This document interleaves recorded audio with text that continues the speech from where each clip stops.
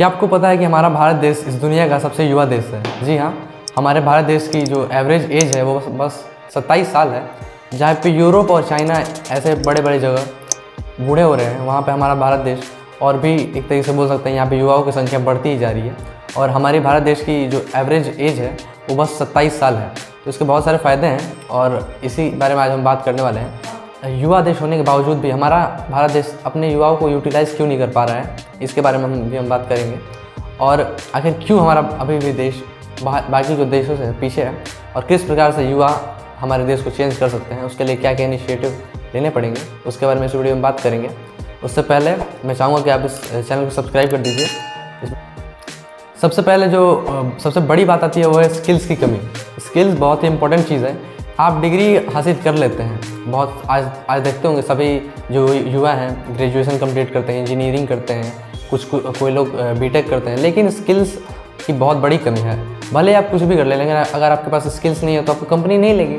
आपके पास डिग्री है, डिग्री से क्या होता है भाई? कुछ नहीं होता, क्योंकि डिग्री तो एक मात्र पेपर है। अगर आप कहीं पे काम करने जाते हैं तो ये नहीं बोलेंगे देखिए भाई मेरे पास डिग्री है, लीजिए ये और मुझे नौकरी दीजिए, ऐसा नहीं होता। वहाँ पे आपके स्किल्स भी देखी जाती है।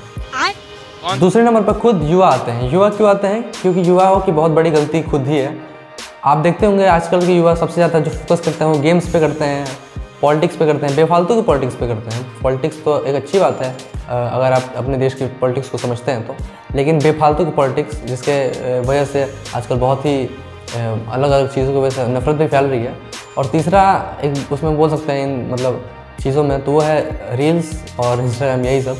क्योंकि आप देखते होंगे हर दूसरा आदमी रील स्टार बनना चाहता है। औरत बनने का शौक है, औरत बनने का शौक है। और बेफालतू की पॉलिटिक्स में क्यों बोल रहा हूँ? क्योंकि पॉलिटिक्स अच्छी बात है अगर आप अपने देश की समझते हैं तो, लेकिन बेफालतू की पॉलिटिक्स इसलिए है क्योंकि आप बेमतलब की चीज़ों पे लड़ाई करते हैं।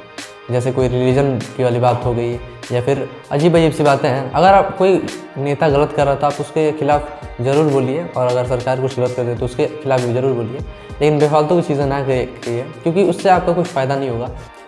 नंबर 3 पे जिसे हम रख रहे हैं वो खुद सरकार है। सरकार इसलिए है क्योंकि सभी सरकारें वादा करती हैं कि हम नौकरी देंगे, ये करेंगे, वो करेंगे, लेकिन करता कोई कुछ नहीं है और सारी की सरकारें एक जैसी ही हैं। हाँ, अगर आप बोल सकते हैं कि 2-3 ऐसी स्कीम्स हैं जो अच्छी हैं, लेकिन उसके अलावा भी बहुत कुछ करने की ज़रूरत है। अगर आप हमारे देश में देखें सबसे ज़्यादा जो अनएम्प्लॉयमेंट रेट है वो हरियाणा में है, क्योंकि हरियाणा एक ऐसा राज्य है जहाँ पे बहुत सारे लोगों के पास ज़मीन है, जिसकी वजह से शायद मुझे जहाँ तक लगता है कि वहाँ के लोग सोचते हैं कि ज़मीन तो है, काम करने की क्या ज़रूरत है, खेती बाड़ी होती रहेगी। ये तो थी प्रॉब्लम्स की बात। अब फोकस करते हैं कि क्या कर सकते हैं हम या फिर क्या सरकार कर सकती है इन प्रॉब्लम्स को सुलझाने के लिए। तो चलिए इस पर बात करते हैं। तो सबसे पहले जो सरकार अगर कुछ कर सकती है तो मैं बोलूँगा एजुकेशन सिस्टम में बदलाव करिए, क्योंकि एजुकेशन सिस्टम में मोस्टली जो लोग आ रहे हैं या फिर बच्चे आ रहे हैं वो मोस्टली फोकस करते हैं कि जॉब्स मिले। तो इसमें बदलाव करने की ज़रूरत है और बहुत सारे वेराइटीज़ है इस दुनिया में जिस पे फोकस करने की ज़रूरत है। एग्रीकल्चर, डी फार्मा, ये सब बहुत सारे अलग अलग फील्ड्स हैं जिसमें अगर आप फोकस करें तो आप बहुत ही आगे जा सकते हैं।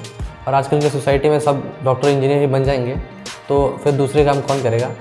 और दूसरा मैं खुद बोलूँगा कि युवा को खुद पे फोकस करना चाहिए, क्योंकि आप सब कुछ सरकार पर नहीं थोप सकते। आपकी खुद की गलती है कि आप क्यों ऐसा कर रहे हैं। आप गेम्स खेलेंगे, रील्स देखेंगे तो इससे कुछ होने वाला नहीं है।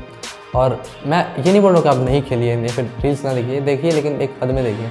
आजकल तो सब मीम्स भेजते रहते हैं इंस्टाग्राम पे, मैं भी चलाता हूँ तो इस पर ज़्यादा फोकस करने की ज़रूरत नहीं है। आप खुद कुछ ट्राई करिए, क्योंकि अगर आप सरकार के भरोसे ही बैठ जाएंगे तो उससे कुछ होने वाला नहीं है।